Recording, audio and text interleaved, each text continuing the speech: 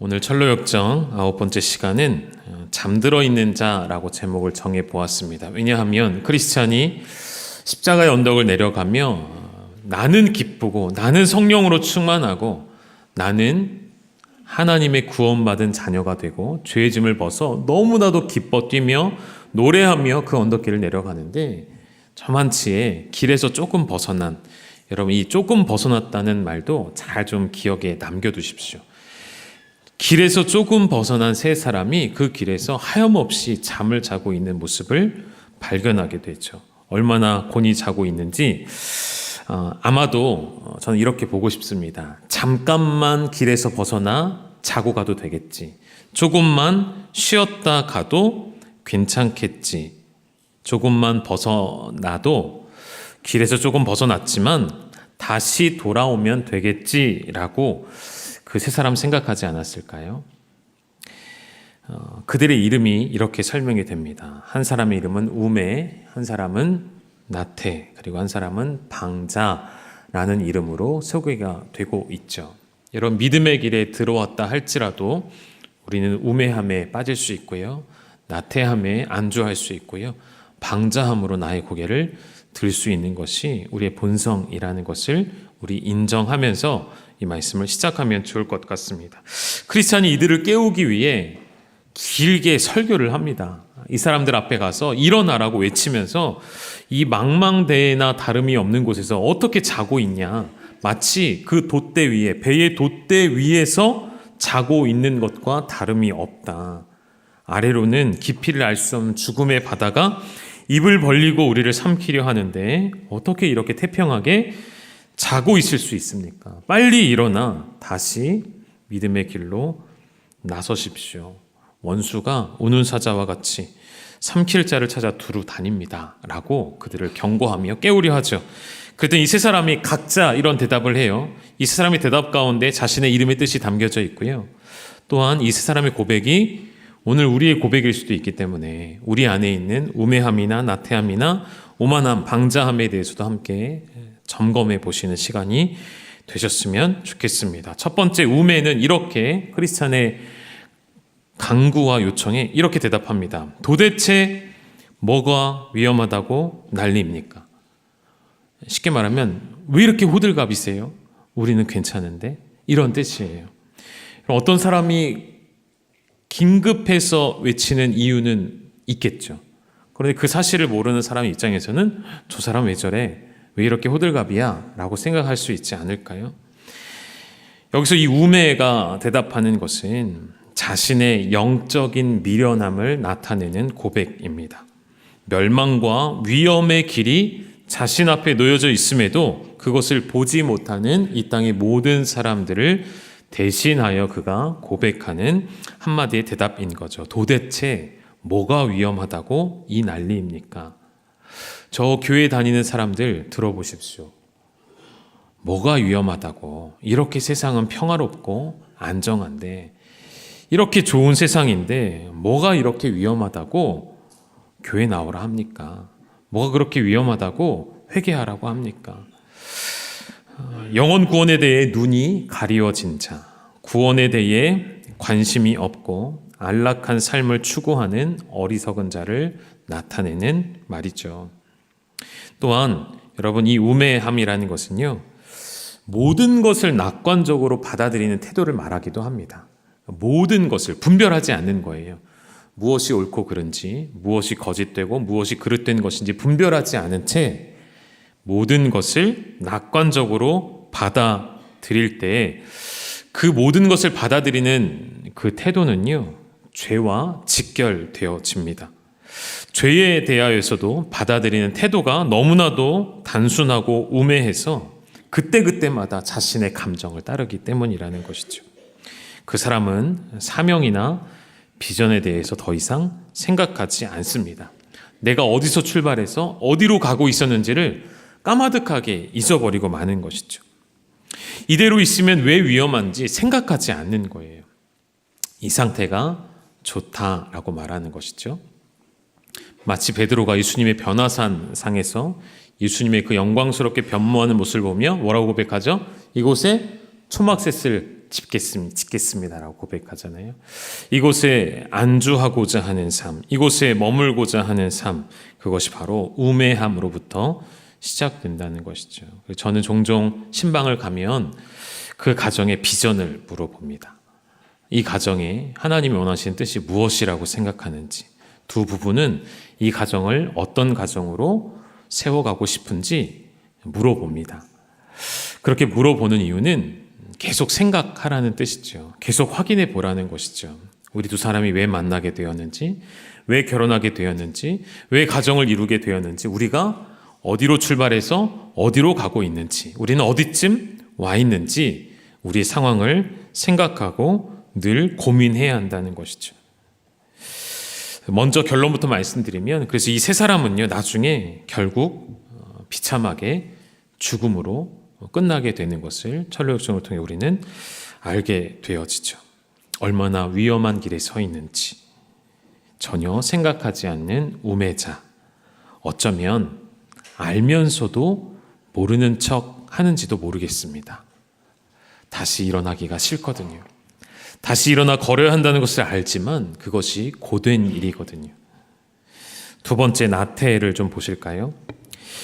이 나태에 대한 부분을 조금 더 많이 다루고 싶은데요. 나태는 이렇게 크리스찬에게 대답합니다. 조금만 더 잤으면 딱 좋았는데.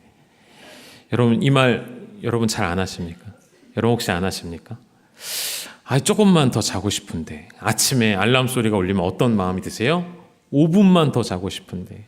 5분만 더 자자. 어떻게 되던가요? 여러분 경험해 보셨죠? 5분만 더 자려다가 5분이 10분 되고 10분이 20분 되고 그 나에 푹 주무신 적 있으세요? 없으세요? 있으시잖아요. 왜 없는 척 하세요? 있으시잖아요. 저 어렸을 때 그런 기억이 납니다. 아버지가 어렸을 때 잘 못 일어나니까 아버지가 그러셨어요. 승재야, 죽으면 계속 잔다. 그만 자도 된다. 일어나라. 여러분, 어린아이에게 하기에는 좀 너무 과한 말씀이 아니신가 또 생각이, 그게 아직도 머릿속에 남아있어요. 그죠? 여러분, 그렇게 아이들에게 도전하는 거는 그렇게 썩 좋은 일은 아닌 것 같습니다. 조금만 더 자면 딱 좋았는데 라고 대답하는 이 나태의 고백이 그의 영혼의 상태를 보여주죠. 그에게 가장 중요한 것은 지금 어떤 위험한 상황인지가 중요한 것이 아니고요, 충실하게 자기 욕구를 따르는 게 가장 좋은 사람인 거예요. 자던 잠이나 나는 더 자야겠다는 것. 다시 말하면 내 삶이 변화되어야 한다는 필요성을 누군가를 통해 듣게 되어지지만, 느끼고 있지만 나는 싫은 거예요. 그래서 미루고 지연시키고 연기하는 것이죠. 성경에 한 좋은 예가 있습니다. 바울이 하나님 나라의 심판을 예고하면서 하나님 말씀을 강론할 때 벨릭스라는 사람이 바울 앞에 뭐라고 고백하면 말씀 띄워주실까요? 같이 한번 읽어보시죠. 시작. 바울이 의와 절제와 장차 오는 심판을 강론하니 벨릭스가 두려워하여 대답하되 지금은 가라, 내가 틈이 있으면 너를 부르리라 하고. 아멘. 벨릭스가 뭐라고 대답했다고요? 지금은 가라. 지금은 가라. 그럼 언제요? 내가 틈이 생기면, 여유가 생기면, 시간이 있을 때 내가 따로 부를게. 그때 심판에 대해서, 의에 대해서 그때 다시 이야기하자. 과연 그랬을까요? 과연 그 영혼에게 이 기회를 놓치면 그 시간이 다시 돌아왔을까요? 저는 아닐 것이라 예상을 해봅니다. 마찬가지이죠. 자신의 삶의 변화에 대한 초청이 올 때 그것을 연기하는 태도를 우리는 나태라고 말할 수 있다는 것이죠. 나중에 언젠가 적당한 시기에 교회 나갈게, 예수님께 나아갈게, 여러분, 그것은 정말 위험한 답변 중에 하나라는 것이죠. 이렇게도 설명할 수 있겠습니다. 여러분, 성경은 우리에게 대부분의 율법이 하지 말라라는 게 너무나도 많죠. 대부분이 하지 말라는 것을 느끼는 것은 우리의 본성이 내버려두면 죄로 향한다는 증거라고도 자주 말씀드리잖아요. 성경은 그래서 대부분의 죄를 하면 안 되는 행위들을 거론하는데 반대의 경우도 있다는 것이죠. 여러분, 나태라는 것은 해야 할 일을 하지 않아서 성립되는 죄를 말할 때 쓰는 단어라고 생각하시면 좋겠습니다. 다시요. 여러분, 나태는 어떠한 죄라고요? 우리가 마땅히 해야 할 일을 하지 않음으로 인해 일어날 수 있는 죄. 어떻게 그런 게 죄가 될 수 있는가? 내가 가만히 있는데도 죄라고 말할 수 있는가? 여러분 따져볼 수도 있겠죠. 그러나 성경은 그러한 죄를 지적합니다.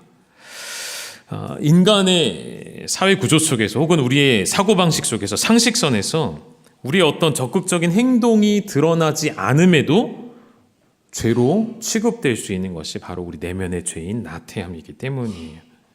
성경은 그 나태함을 결코 수동적이거나 가만히 있는 것으로 말하지 않아요. 일하지 않고 행하지 않는 것도 우리의 의지적으로 능동적으로 결정한 것이라고 우리는 볼 수가 있다는 것이죠. 잠언 말씀을 한번 예로 볼까요? 잠언 6장 9절 읽어주시죠. 시작. 게으른 자여 내가 어느 때까지 누워 있겠느냐? 내가 어느 때 잠이 깨어 일어나겠느냐?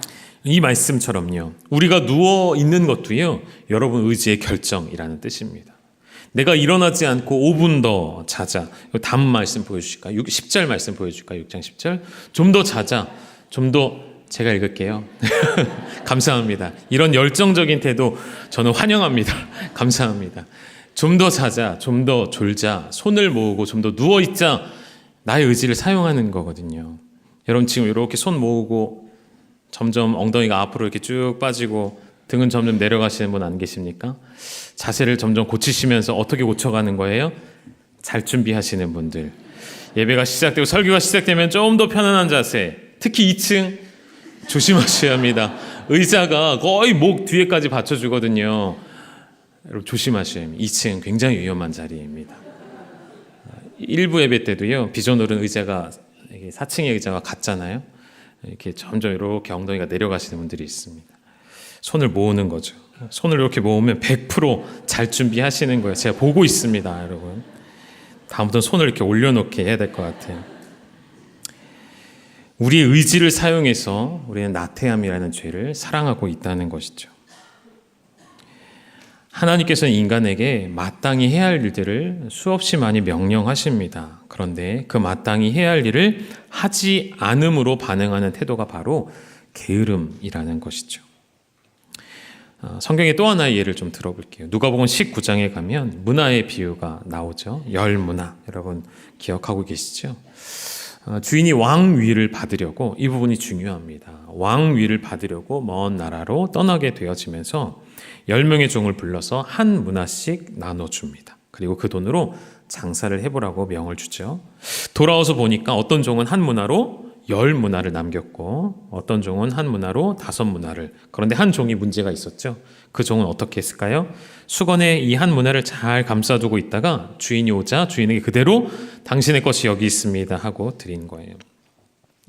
주인이 아무것도 하지 않은 종에게 그 한 문화를 마저 빼앗아 10문화를 가진 종에게 건네죠. 그리고 이야기가 그냥 끝났을까요? 아니죠. 이 이야기에 대한 코멘트가 계속 있습니다. 22절과 23절 띄워주시고 같이 한번 읽어주시죠. 시작. 주인이 이르되 악한 종아, 내가 내 말로 너를 심판하노니 너는 내가 두지 않은 것을 취하고 심지 않은 것을 거두는 엄한 사람인 줄로 알았느냐? 그러면 어찌하여 내 돈을 은행에 맡기지 아니하였느냐? 그리하였으면 내가 와서 그 이자와 함께 그 돈을 찾았으리라 하고. 아멘. 여러분 이 본문을, 이 구절을 예수님을 잘 모르는 사람이 성경을 무심코 읽으면 너무나도 쉽게 오해한다는 거죠. 예수님을 굉장히 자본주의적인 분으로 오해를 한다는 것이죠. 굉장히 가성비를 따지시는 분, 하나 주고 10개를 달라 하시는 분. 여러분 이렇게 오해하시면 안 되겠죠. 그런 내용이 아니죠. 이 내용 다음의 부분도 보시면 더 잘 이해가 되시겠죠. 16절 17절 보시면 그 첫째가 나와 이르되 주인이여 당신의 한 문화로 10문화를 남겼나이다. 주인이 이르되, 칭찬이 중요합니다. 잘하였다 착한 종이여, 내가 지극히 작은 것에 충성하였으니, 그 다음 뭐라고 말씀하시죠? 10골 권세를 차지하라 하고. 제가 이 비유 처음 이야기하면서 이 주인이 떠나는 이유를 설명해 드렸어요. 무엇 때문에 떠났다고 그랬죠? 왕위를 받으려고, 왕이 되려고 떠났다는 거예요. 그리고 10종을 불러서 일을 맡겼습니다. 왕의 생각, 왕이 될 이 주인의 마음속에는 어떤 계획이 있는 거예요? 이 종들이 어떻게 충성하는지를 보고 돌아와서 내가 왕으로 통치하는 나라에서 이들에게 무엇을 맡길 수 있을까를 보고자 했던 것이죠. 그래서 여러분, 아무것도 하지 않은 종은요, 그냥 단순히 게으름 속에 가만히 있었던 죄로 끝나는 것이 아니고요, 그에게 주어질, 자신에게 주어질 왕의, 주인의 놀라운 계획을 다 상실해 버리는 결과를 가져오게 된다는 것이죠. 여러분, 나태라는 것은 이렇게 무서운 것입니다. 누가복음 19장 27절 이 비유의 끝에 보면, 내가 왕됨을 원하지 아니하던 저 원수들을 끌어가서 내 앞에 죽이라 명령하는 것. 여러분, 그냥 나태함은 내 자신의 소극적이고 수동적인 죄로 끝나는 것이 아니고요, 주인의 왕됨을 반대하는 자리에 서게 됨을 의미한다는 것이죠. 잠언 18장 9절에 자기의 일을 게을리하는 자는 패가하는 자의 형제니라. 여기서 패가한다라는 이 말은 그냥 실패한다는 말로 끝나는 것이 아니고요, 멸망의 길로 가는 원수, 사탄, 마귀를 지칭하는 말이기도 합니다. 다시 읽어보시겠어요? 자기의 일을 게을리하는 자는 마귀의 형제니라 라는 무서운 경고의 메시지로 볼 수 있다는 것이죠. 여러분, 오스 기니스라는 사람을 들어보셨죠? 이 사람이 쓴 책 중에 우리에게 잘 알려진 책이 소명이라는 책이 있습니다. 표지가 요즘에 찾아보니까 바뀌었더라고요. 인터넷에는 표지가 바뀌어 있는데, 예전에는 약간 좀 푸른색에 영어로 더 콜이라고 좀 더 크게 써 있던 책이에요. 이 책을 여러분 많이 읽어보셨을 것이라 생각이 되어지고, 안 읽어보신 분들은 꼭 한번 읽어보시면 좋을 것 같은데, 이 책에서 오스 기니스는 소명에 대해서 이렇게 말합니다. 소명은 죽음에 이르는 죄인 나태함에 대한, 여러분 잘 보십시오. 나태함을 어떻게 설명했죠? 죽음에 이르는 죄. 여러분, 나태는 이렇게 단순한 죄가 아니라는 거예요. 죽음에 이르는 죄인 나태함에 대한 최고의 해독제는 소명이라는 거예요. 나태함에 빠져 잠들어 있는 그 세 남자에게 가장 큰 해독제는, 가장 좋은 해독제는 콜링, 부르심, 다시금 그들을 불러 옳은 길을 가게 하시는 주님의 부르심이라는 것이죠. 하나님은 크리스찬을 통해 그 사람들을 다시 부르고자 하셨지만 그들은 그 부르심마저도 응답하지 않았던 것이죠. 바울은 이렇게도 로마서에서 말합니다. 로마서 12장 11절 부지런하여 게으르지 말고 열심을 품고 주를 섬기라. 이것을 꼭 교회 안에서의 어떤 봉사나 활동을 의미하는 것이 아니에요. 우리의 전 인생 가운데 이러한 태도로 주님을 섬기며 살아가는 것이죠. 데살로니가후서 3장 6절의 말씀 여러분 읽어주실까요? 시작. 형제들아, 우리 주 예수 그리스도의 이름으로 너희를 명하노니 게으르게 행하고 우리에게서 받은 전통대로 행하지 아니하는 모든 형제에게서 떠나라. 아멘. 게으른 자는 계속 반복해 말씀드리는 겁니다. 그저 수동적이거나 누가 시켜야 일하는 사람 정도가 아니고요, 하나님의 명령, 하나님의 질서에 반대해서 오히려 그 영혼의 내면 속에서는 적극적이고 능동적으로 하나님에 대해서 벗어나고자 하는 태도라는 것이죠. 이런 이들에게서 떠나라 명하고 있는 것이죠. 세 번째, 방자라는 사람을 함께 살펴볼까요? 그는 크리스찬의 요청에 이렇게 대답합니다. 사람마다 생각이 다르고 갈 길이 다 다른 거예요. 괜히 끼어들어서 나한테 이래라 저래라 하지 말고 당신 앞가림이나 똑바로 하세요. 여러분, 이런 말 들어보십니까? 이런 말을 그리스도인들은 들어야 하죠. 우리가 복음을 전하면 사람들은 이야기합니다. 당신의 종교 있는 거고 내 종교가 있는 거지. 왜 나한테 당신의 종교를 강요합니까? 당신이나 잘하쇼. 이렇게 세상 사람을 말하지 않습니까? 점점 우리 사회는 개인주의로 치닫죠. 제가 얼마 전에 그런 이야기를 한 적이 있습니다. 오래전의 경험이지만 그 일본이라는 나라의 청년들을 보면서 일본에 갔을 때 그런 음식점에서 분명히 연인으로 보이는데 나갈 때 어떻게 한다 이렇게 기억나십니까? 각자 먹은 건 각자 계산하고 나가는 거 보면서 듣긴 했지만 눈으로 본 건 처음이었거든요. 그걸 보고 깜짝 놀라긴 했습니다. 그런데 여러분, 제가 어제 들었는데 요즘 우리나라 청년들도 그렇대요. 알고 계셨어요? 여러분도 그러신가요? 그래서 교제를 하는 친구들끼리도 자기 모은 건 자기가 계산하는 시대래요. 이미 그렇게 됐대요. 저는 뭐 좋은 점도 있겠죠. 좋은 점도 있는데 개인주의가 점점 발전할수록 나타나는 증상 중에 하나라고 생각이 되어집니다.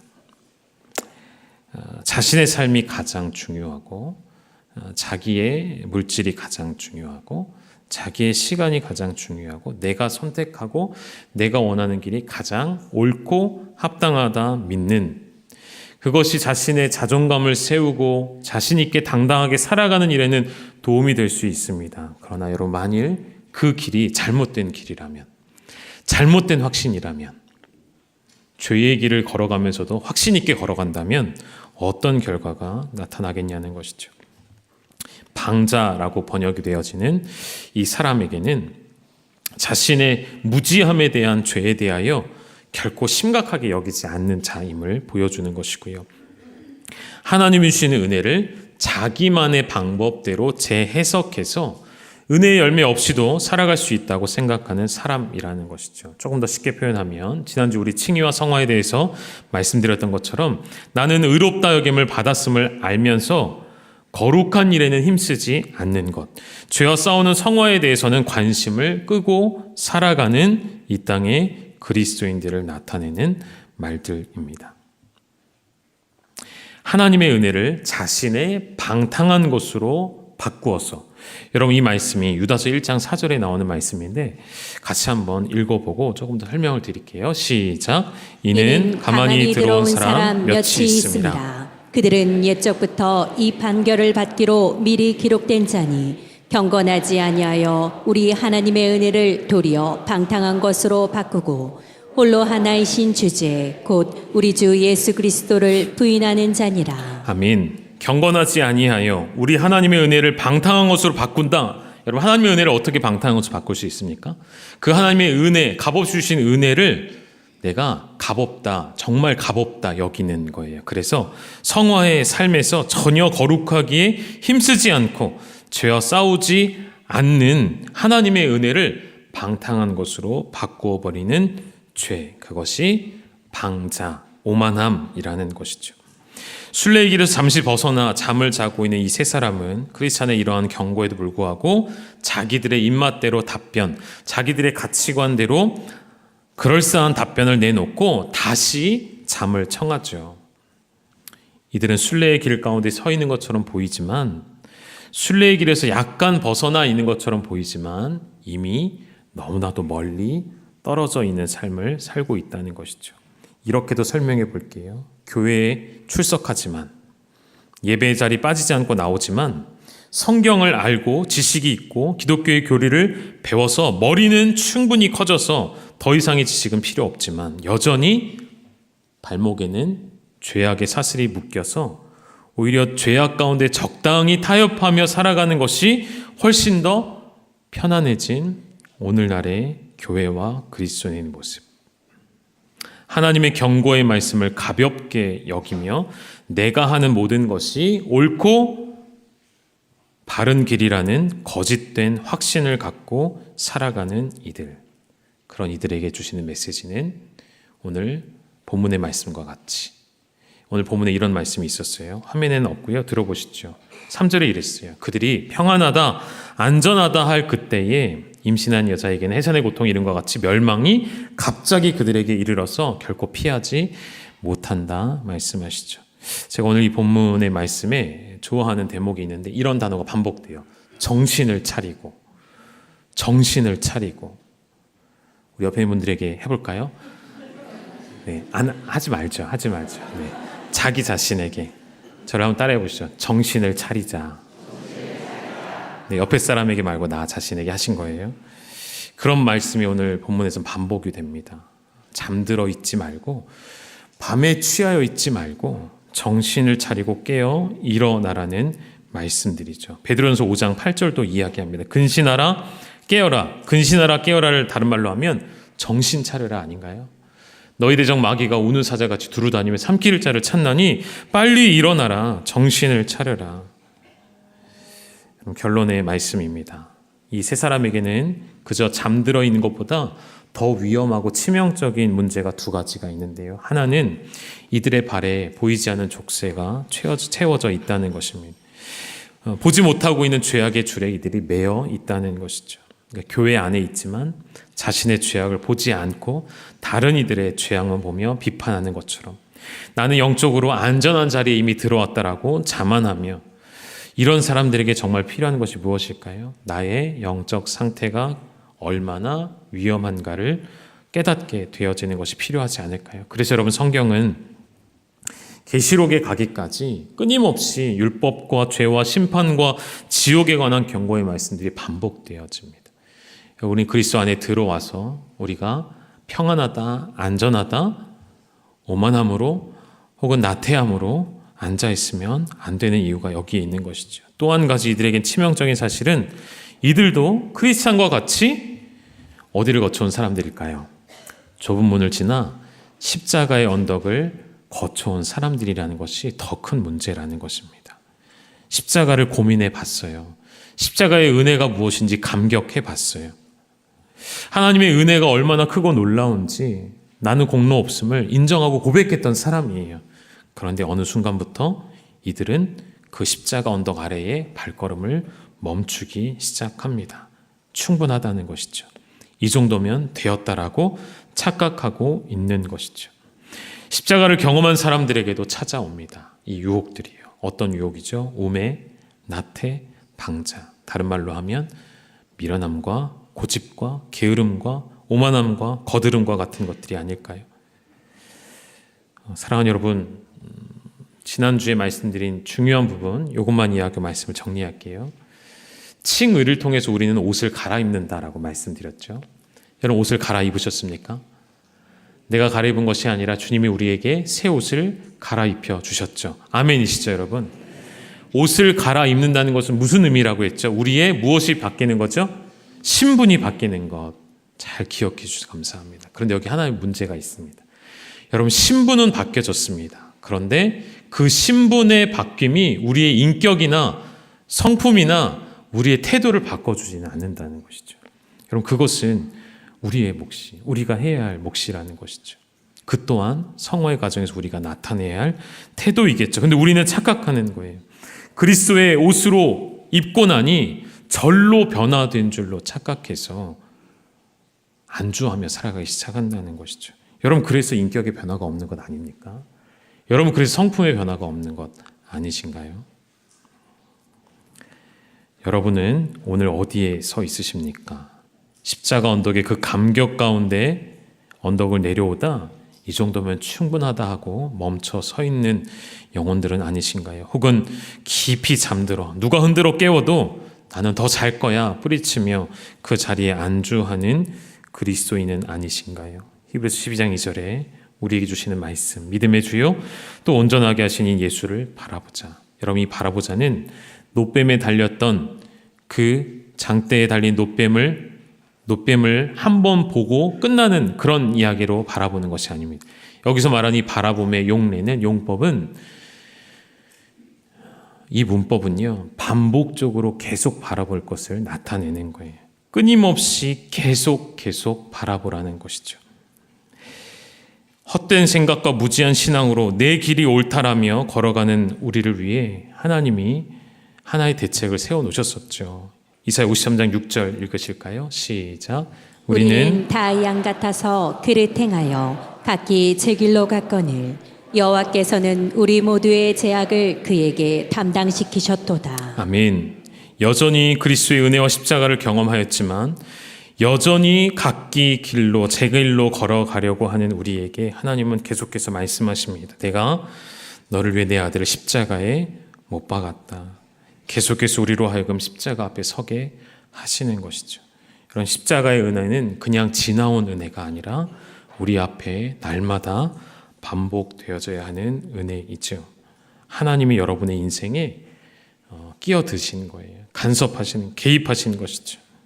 우리는 여전히 하나님께 하나님 걱정하지 마세요. 제 인생 제가 잘 살고 있습니다. 라고 말하지만 주님은 그런 우리를 위해 모든 대책을 마련하시고 때마다 시마다 우리의 인생에 간섭하신다는 것이죠. 사랑하는 여러분, 오늘 이 말씀을 마음에 잘 새기시고 나는 어떠한 삶 자리에 있는가, 안주하고 있진 않은가, 지나온 과거의 삶으로 나는 되었다라고 착각하고 있지 않은지 우리 신앙을 다시 한번 돌아보고 믿음의 길로 다시 일어나 힘있게 걸어가시는 우리 열방의 모든 성도님들 되시기를 축원합니다. 우리 같이 찬양팀 나오시고요. 믿음이 없이는 이라는 찬양 같이 고백하시도록 하겠습니다.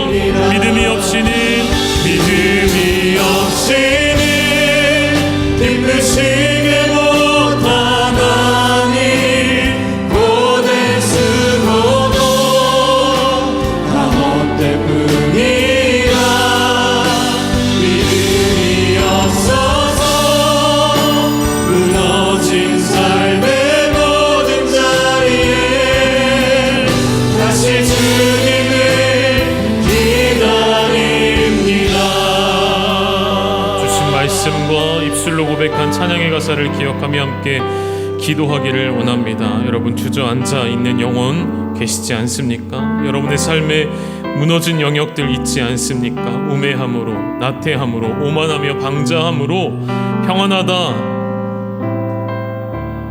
안전하다 고백하고 있는 우리의 거짓된 입술은 없습니까?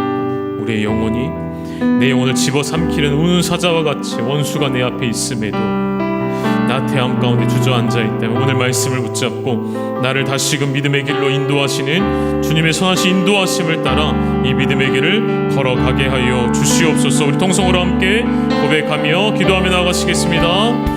하나님, 당신의 사랑하는 백성들이 오늘 믿음의 길을 걸어가기를 원합니다. 때로는 나의 우매함과 나의 어리석음이, 때로는 나의 나태함과 게으름이, 때로는 나의 오만함과 말씀을 멀리하고 그들의 간섭하시며 개입하시는 은혜를 기억하지 못하고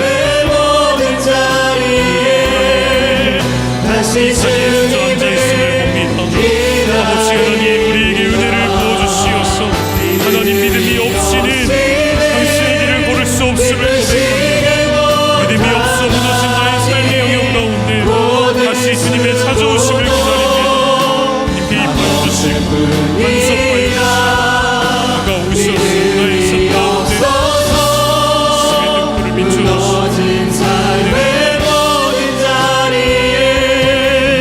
다시 주님을 기다립니다.